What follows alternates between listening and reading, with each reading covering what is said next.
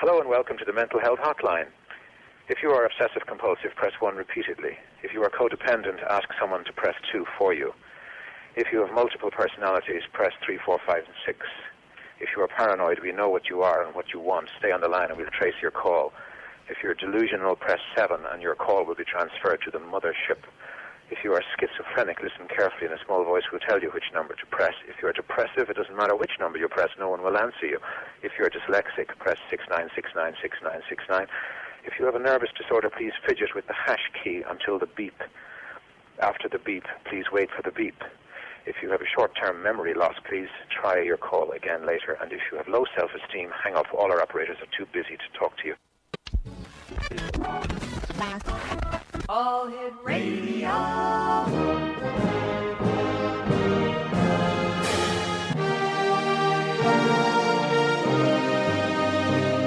Welcome to the X Zone, a place where fact is fiction and fiction is reality. Now, here's your host, Rob McConnell.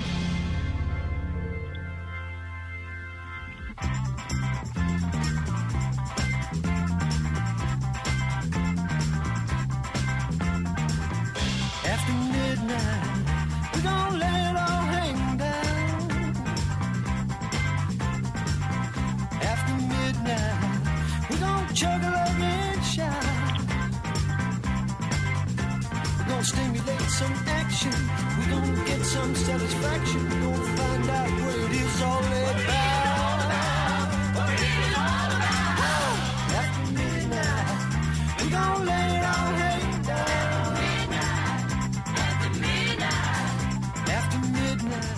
And welcome back, everyone. This is the X Zone. I'm Rob McConnell, coming to you from our broadcast center and studios in Crystal Beach, Ontario, Canada.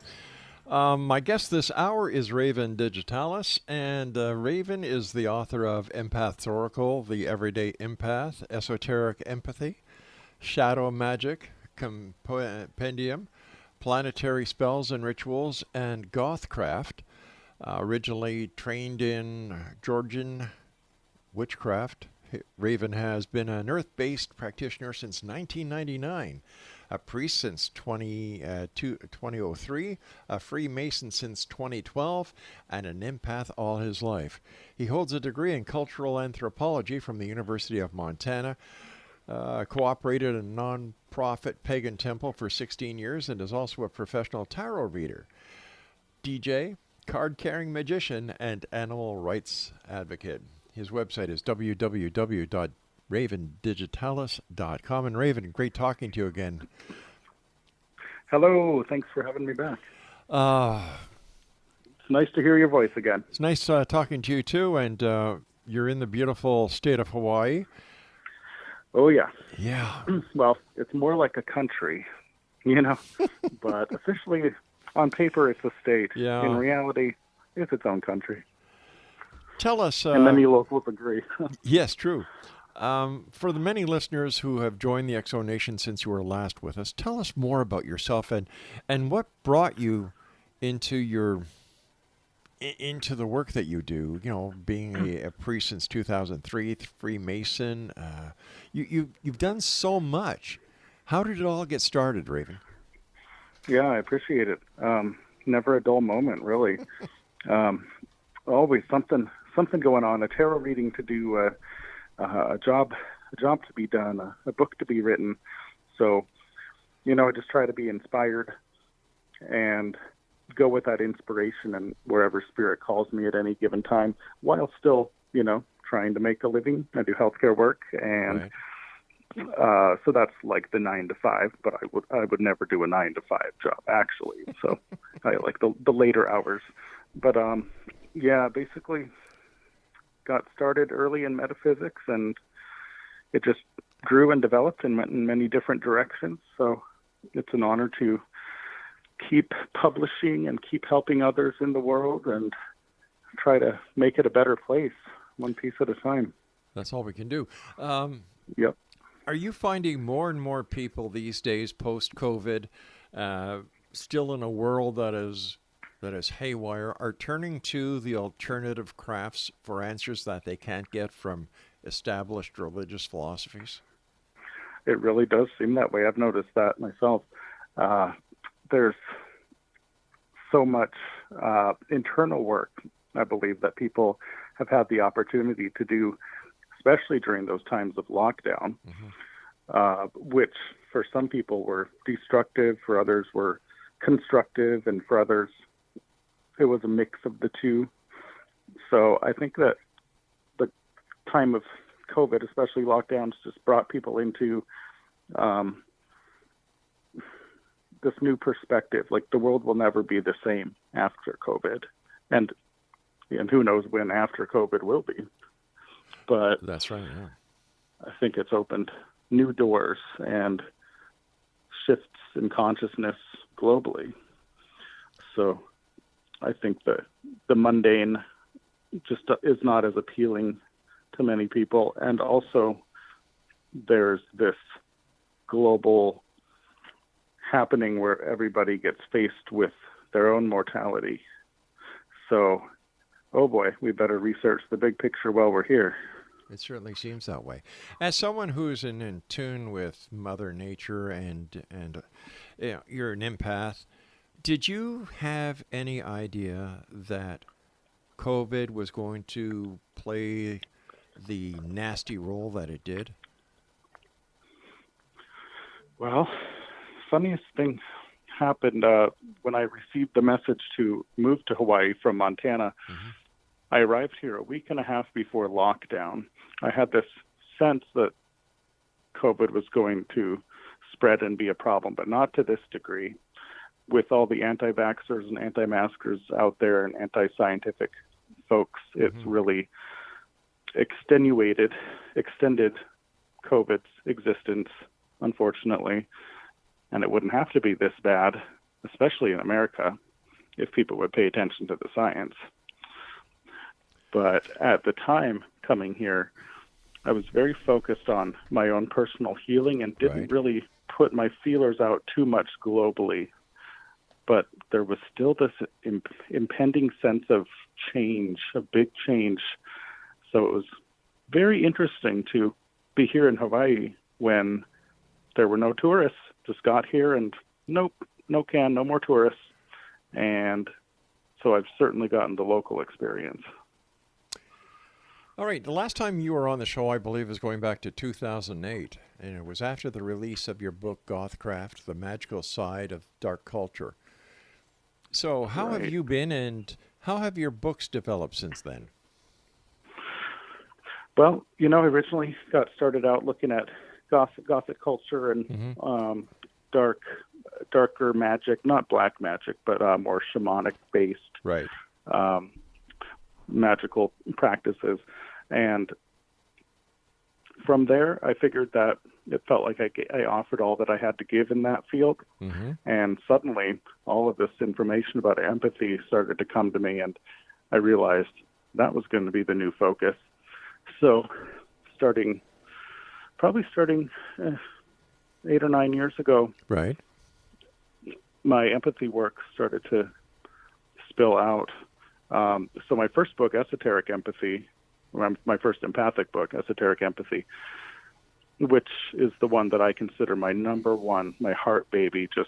I'm so proud of it. It took about 6 years to write and research and lots of self-reflection, lots of editing, lots of artwork in there. So after that came out, I had a psychic tell me, who exchanged a reading with me, that it would actually be a trilogy of empathy books. And I said, what are you talking about? No way. And what do you know? Publisher wanted me to write a smaller book on empathy. And so then I came up with The Everyday Empath, whereas Esoteric Empathy is more tailored for empaths who identify with witchcraft, occultism, magic, earth-based, nature-based spirituality. The other one, the smaller one, The Everyday Empath, is just a smaller book that's for everyone, from any walk of life. Everybody can approach it.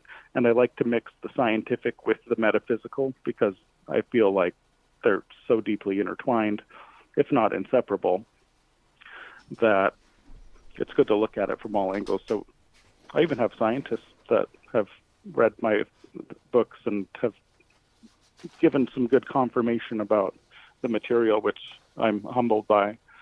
So the newest project is coming out in May, hopefully sooner. They usually end up releasing it sooner. But it's called the Empaths Oracle Deck, and this came together in less than a year. Wow. So that it ended up being my third empathy project. So the trilogy is complete, and actually just yesterday on the full moon of October, I put the finishing touches on the final proof document for it. So felt very magical. All right, So I wrote that. I'm sorry. Yeah, so I wrote, what's that? I said, go ahead. I've got to take my break in about 10 seconds. Okay.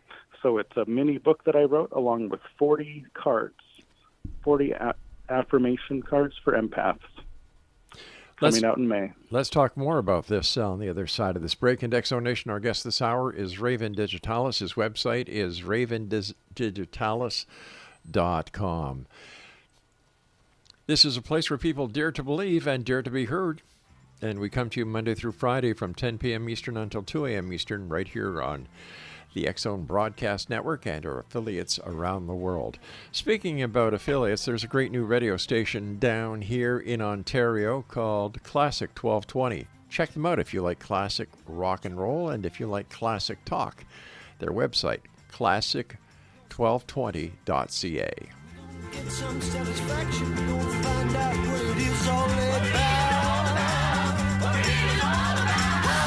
After midnight, we gon' lay it all hang down. After midnight, we gon' shake your tambourine.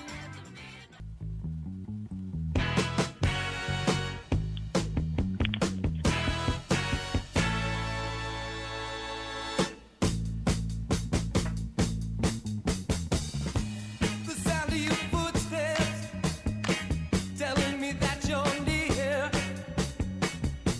Your soft, gentle motion, babe, brings out a need in me that no one can hear except in my midnight confession.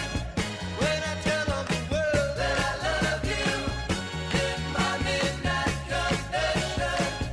When I say all the things that I want to, I love you. What a little gold ring you wear on your hand. Raven Digitalis is my special guest this hour. His website is ravendigitalis.com. Tell me about empathy and what it means to be an empath. I love how much the term empathy and empath have gained speed over the last even 30 years. Yeah.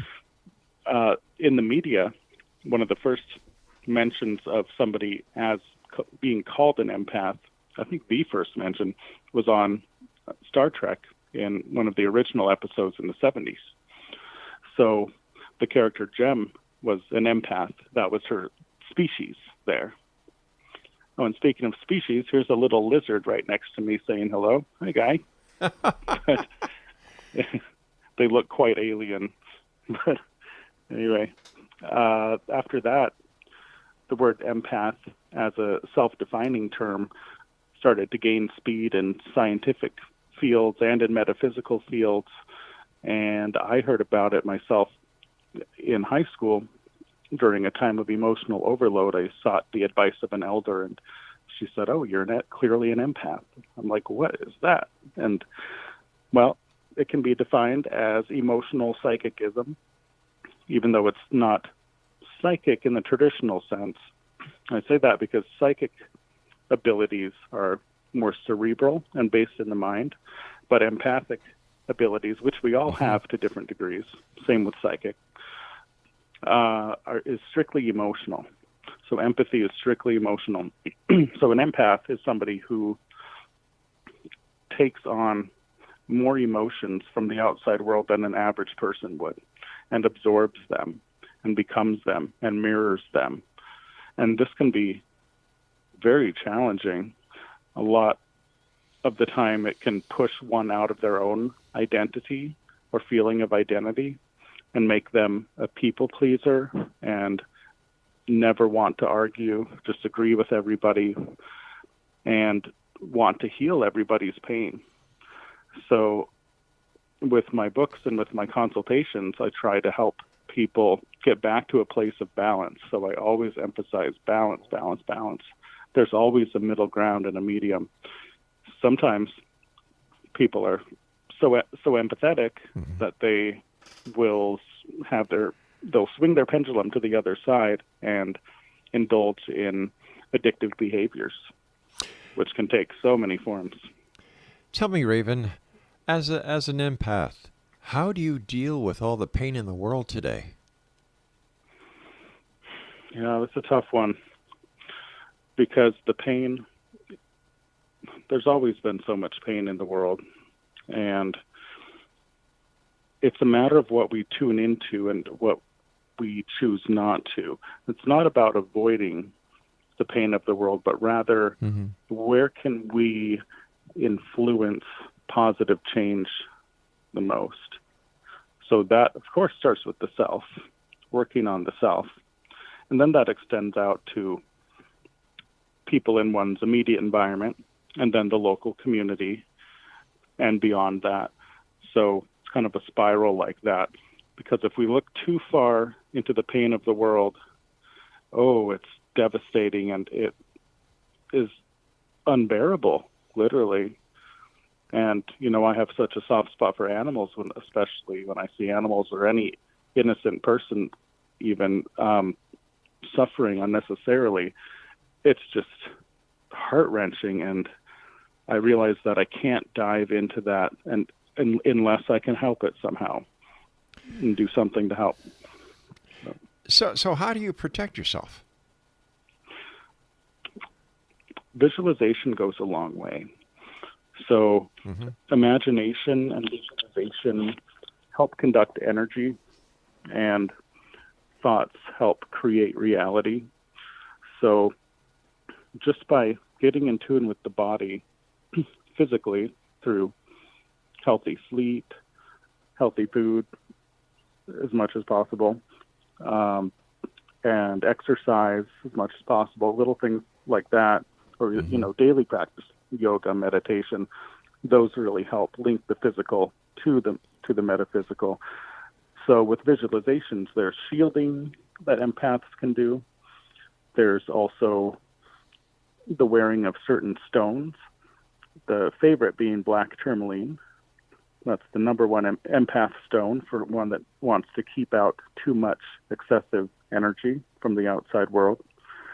And my books discuss many of these stones, as well as herbs that a person can carry that have been renowned for boundary setting. So that's the thing. Where does the empath's energy begin, and where does the other person or environments end? So it's that discernment that we're going for. And from that place of discernment, we can more easily heal ourselves and others. So when people come to you for a consultation, how can you help them?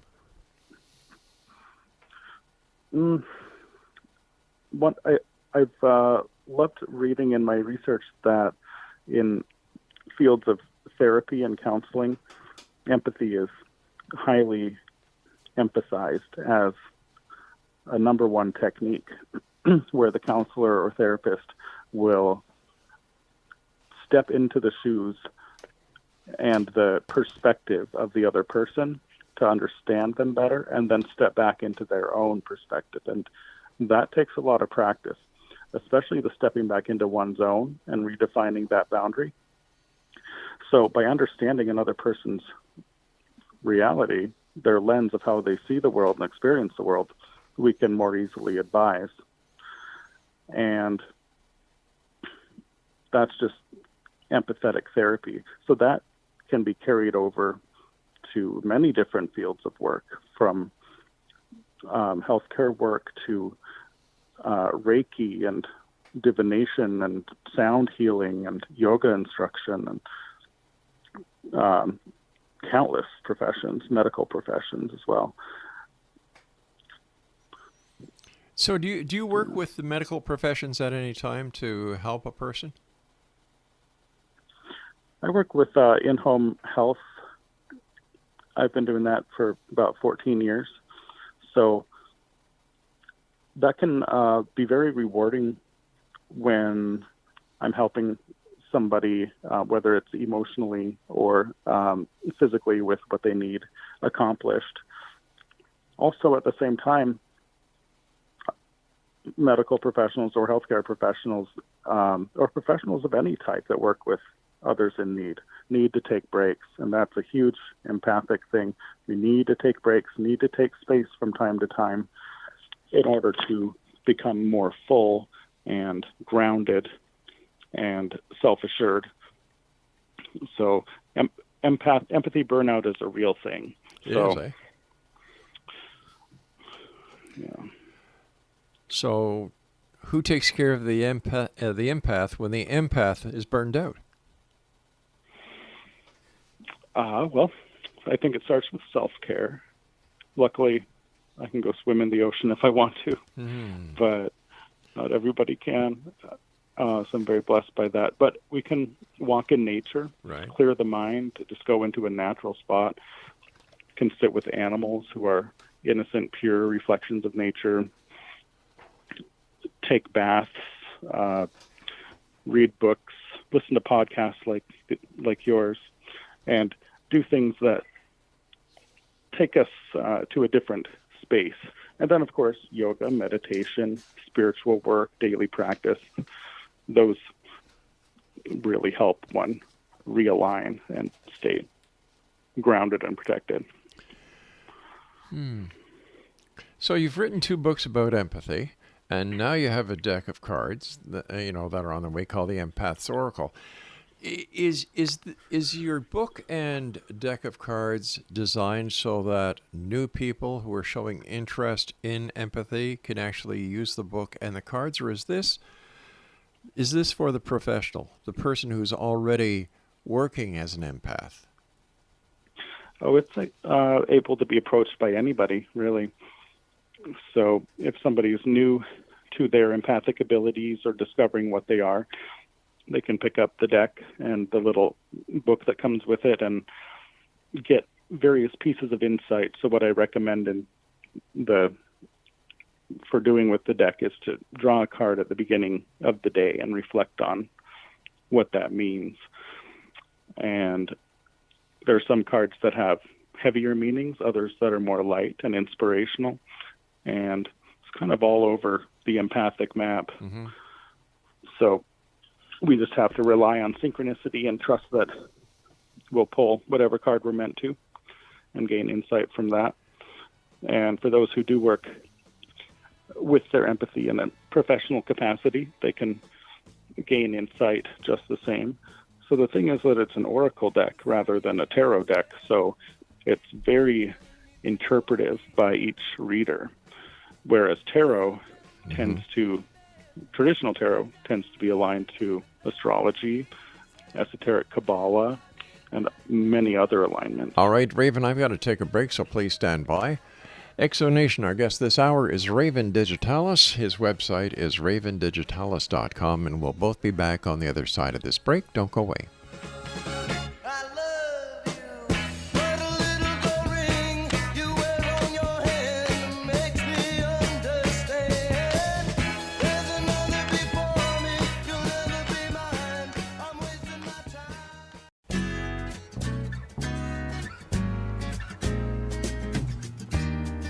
Midnight at the oasis, send your camel to bed. Shadows painting our faces, traces of romance in our hands. Heaven's holding a half moon, shining just for us. Let's slip off to a sand dune real soon. Kick up a little dust. Come on. Welcome back, everyone. Raven Digitalis is my guest this hour. His website is ravendigitalis.com. Raven, the word empath is almost as popular as the word psychic at this point. But how are these different and how are they similar? Yeah, it's one of those things. Psychicism is so much based in the mind and is cerebral, and empathy is strictly emotional and relies on the emotional perspective of the brain. There are mirror neurons confirmed in the brain's frontal cortex, I believe. And also there's the experience of emotional contagion or contagion. Like emotional contagion has to do with one person feeling something and then the other picking it up, and it becomes contagious. That even happens if, we're talking and I scratch my neck and then you scratch your neck after that, or play with your hair, or yawn after, these are social contagion effects. So empathy is emotional, and psychicism is has so many different subsections to it.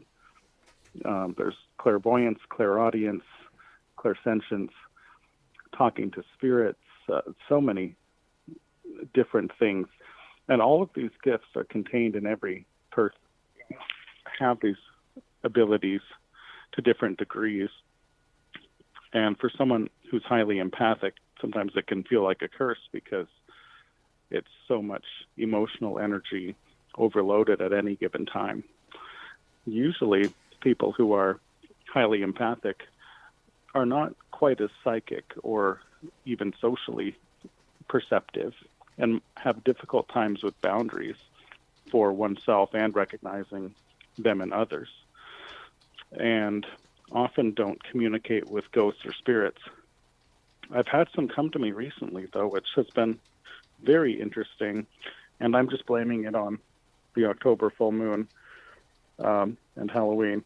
So hopefully it doesn't continue too extremely, but again, everybody has different abilities and different amounts of these things.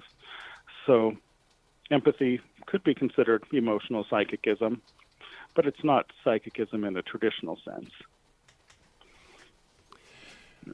So can being an empath work with being a psychic?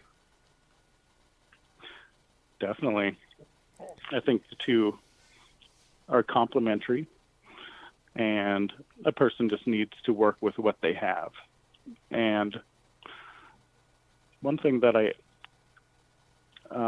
discuss in my various empathy books is that if a person who's very empathic is feeling overwhelmed, they can try to take that experience to their mind and mentalize it and make it something cerebral, thinking about something, thinking about a situation, instead of just getting emotionally attached to it or too deeply involved. And this connects a lot to the Buddhist practice of mindfulness, taking a step back, becoming more objective, watching our emotions and watching our thoughts. For empaths, we can just get caught up in this whirlwind of emotion and not know what's going on or the origin of different feelings, whether they're our own or somebody else's or a combination of these things. So by taking a step back regularly, we can start to gain that perspective and become more balanced empathetically. Raven, last time I talked to you, I believe you were in Montana. You're in Hawaii now. What brought the change about? Well, I was co-operating a nonprofit pagan Hindu and multicultural temple in Montana with my priestess for 16 years, and it's still operating. She's still working on that and has students and a coven there. I just reached this point of burnout with it and had some stressful personal things going on where Spirit told me to take space. And so I just listened to that message. It was delivered loud and clear, and it's my first time moving away from Missoula, and I was directed right specifically to Kauai, and everything just lined right up, from selling my car to acquiring a new one here at the same price, to affordable housing, to getting hired with 2 jobs, to meeting some friends, just all virtually all online. And so when things line up like that, I say pay attention. So I did, and just made the leap. And I'll be visiting back finally to Missoula next month for Thanksgiving. Isn't that wonderful? Good for you. Good for you. Thanks. I think a lot of people get the inner messages, but they don't act on them. And I think that by not acting on the inner messages, you're missing opportunity after opportunity after opportunity. Right. That's why I'm a fan of writing things down, especially after sleep, dream journals, and also just intuitive things. I've got an app on my phone called Captio, Captio, that I use every day. If I don't write something down, I'll forget it. I'm just that kind of person. So if I get an intuitive message or just need to write a reminder to myself about something, I'll just type it in there, and it goes right to my Gmail. And that's been very helpful, because I can go back and be like, oh, yeah, I received that message. I should do that, reach out to this person or whatnot. So just by listening to that intuition, getting it down on paper or whatnot, goes a long way. Everybody knows about tarot cards. You know, we see them on TV. They're available in bookstores. They're available in card stores. But there are so many different decks. How does one choose one deck or over the other? And what do the cards mean? Right. So when it comes to tarot, there's so many decks, and there are only a handful of them that are really authentically true to the original spirit of the tarot, which is, like I mentioned, aligned to Western astrology and to esoteric Kabbalah and alchemy and many other schools of thought, ancient Egyptian, things like that. There are just so many decks. Many are honestly ridiculous and embarrassing, but then others are more true, and you know that the person put in a lot of time and work. So it just depends on the person. Like for me, I got started reading with the Shapeshifter deck just because I loved the imagery, and the imagery spoke to me. So for me anyway, that's where I started. It wasn't a traditional tarot by any means. It had none of the traditional alignments. It just had the traditional words and names for the cards. But I was able to use it, actually, now that I look back on it, more like an oracle, because I was kind of scrying in the cards and getting messages from there, and vaguely going by the actual titles of each card when I would read for people. And this was when I was reading for free. I wasn't taking any kind of money or exchange at that time. Just learning.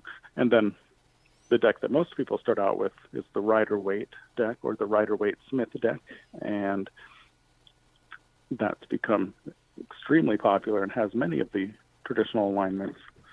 And at this point for me, I use the Thoth deck, Thoth, designed by Aleister Crowley and painted by Lady Frida Harris in the early 1900s. And I'll never use a different deck. It's so deep. But it really just depends on each person. There's nothing wrong with reading from a more simple deck if the readings are accurate. And everyone just has a different constitution to read with different cards. So it's worth experimenting. And again, I think if the art calls to a person, that's a really good sign. You and I have to take our final break for this hour, my friend. First of all, thanks very much for taking time out of your busy day and that beautiful state that you're in to join us tonight. Yeah. My pleasure. It's really fascinating to try to understand how you as a reader can look at a card, get a basic idea, and then I believe you use your psychic abilities to add on to that card to make it the reading personalized for the person that is getting the reading. You and I have to take our final break, so please stand by. And Exo Nation, if you'd like to find out more information about our guest this hour, Raven Digitalis, visit his website, ravendigitalis.com. This is the X Zone. I am Rob McConnell. Don't go away. Send your camel to bed.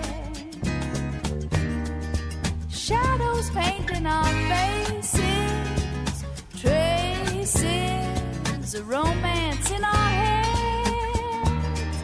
Heaven's holding a half moon, shining just for us. Let's slip off to a sand dune real soon. Kick up a little dust. Come on.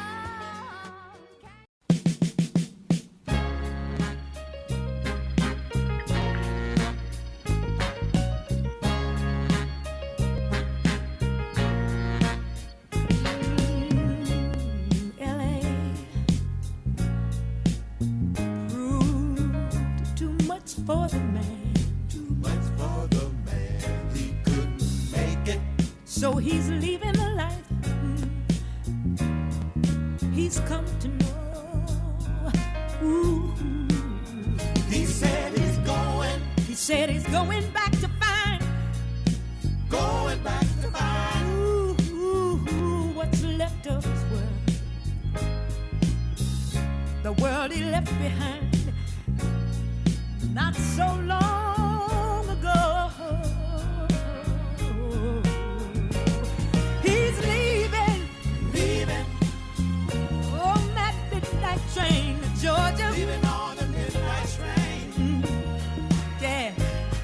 Said he's going back To find to a simpler place and time. Welcome back, everyone. Raven Digitalis is our guest. ravendigitalis.com is his website. On Facebook, facebook.com/Raven Digitalis. And on Instagram, instagram.com/Raven Digitalis. First of all, Raven, thanks so much for joining us tonight. It's always a pleasure talking to you. Where do you see Raven Digitalis going with all his expertise and his empathic values that so few people have? I don't know about that. Well, I guess the next step is going to be teaching some classes. So I've struggled a long time with social anxiety, as most empaths have. For me, especially in the form of public speaking. So interviews and conversations like this are not so nerve-wracking now, but they used to be. And you might remember from the first time that we spoke, I was probably a nervous wreck. I know I remember that. I'm not sure if I sounded like it, but that's gotten a bit easier. But I've been invited to teach a class at the Dark Goddess Convention in Denver. This will be over Zoom, and members can sign up. I believe it's free. So that will be happening soon. I'll be pre-recording the class for that. Right. So people can look up the Dark Goddess Convention online. And then in February, for my friend Kristen Day in Salem, Massachusetts, I'll be doing a Zoom class for WitchCon 2022. So that'll be the big one. So it's kind of like the universe is giving these little stepping stones, where I've been giving more workshops at my book tour events, small workshops, and then more podcasts, and then it's turning into classes where there aren't a bunch of people around me. So that's where things are going at the moment. Why do you think witchcraft has such a negative connotation with most people? Like, I'll tell you something. To me, Wiccans and witches, they are the nicest people in the world. Mm-hmm. They do no harm. they're a Mother Earth-based philosophy. So why the negative connotations when it comes to witches and Wiccans and warlocks and covens? I don't understand it. Help me. Well, Hollywood doesn't help. I suppose it kind of is helping a little bit more, actually. As time goes by, there's more occult awareness. Charmed, for example. Who doesn't love Charmed? Practical Magic, The Craft. These are things that show witchcraft in a more positive light, or a little bit more realistic light, blended with fantasy. I love the new Sabrina series, but I won't talk about their inclusion of Satan in that. But it's brilliant. But really, what it comes down to, it's culturally ingrained. Just the term witch is just culturally ingrained, and because puritanical Christianity was so prevalent when colonization happened in the Americas, that term is kind of stuck. But that term was reclaimed, and so it takes a good long while for a term to switch around and for people to gain awareness instead of fear about these things. And because so many religions are fear-based, people don't want to learn a lot of the time, or don't care to learn. But that's changing. It feels like it's changing. And sometimes you just have to be brave and say, hey, I'm a witch. And I've done that even here in Hawaii, and some people are like, oh, what? No, you're not. No, that can't be. And I have to explain, okay, it's not what you think. You're a witch. You're a priest.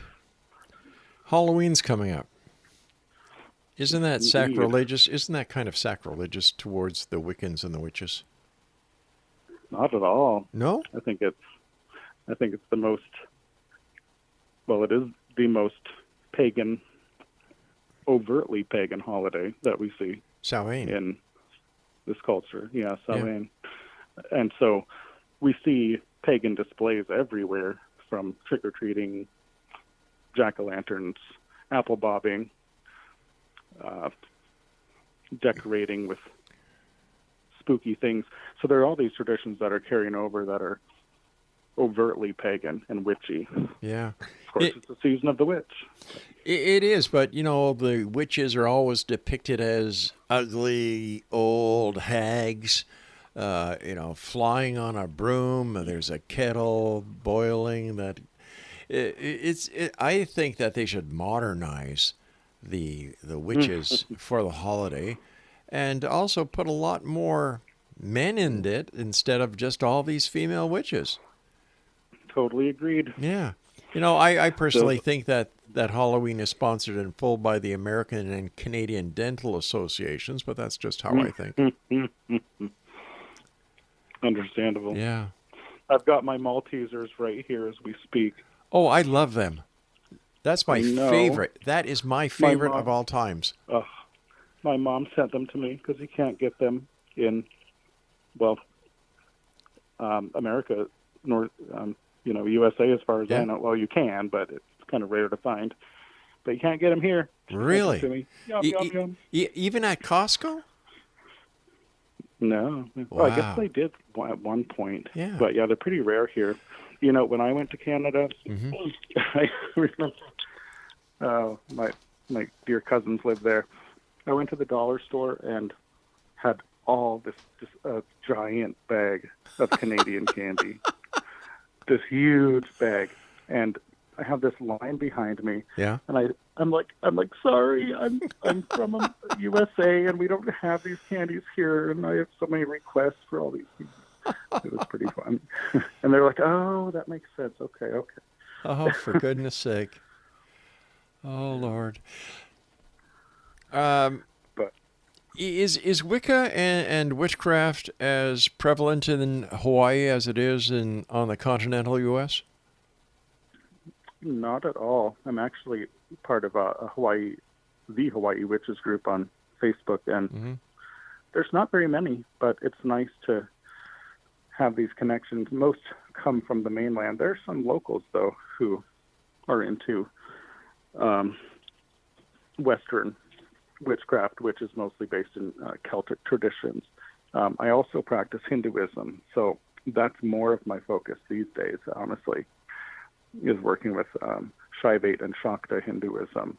So Lord Ganesha, Lord Shiva, Lady Durga, that's my main thing now, but I'm still a pagan witch, of course. But the interesting thing about moving to Hawaii is that I understand now why Asian cultures work on a lunar calendar, because the seasonal shifts are not very noticeable here. That makes sense. Very similar at all times, at least, from a mainlander's point of view. So I've been paying a lot of attention to the lunar cycles, and that seems to be where it's at. We've got 1 minute left before we have to say so long. What are your final thoughts about empathy and being an empath to the X-Zone Nation listening tonight? I just wish for everybody to do your best and be honest with yourself and be honest with other people. Try to share love and kindness and generosity, even if there's nothing in return that you see getting from it. I urge you to take care of yourself in mind and body and spirit, because these are times where things are really shifting very quickly, and we need to stay as grounded and centered and optimistic as we can. Let our listeners know where they can find out more about you and where they can buy your books. Yep, just look me up online, Digitalis or .com, or on platforms, media platforms. You can get a reading from me. Books you can get wherever books are sold. You can have anybody order them in, and numerous online vendors supply them.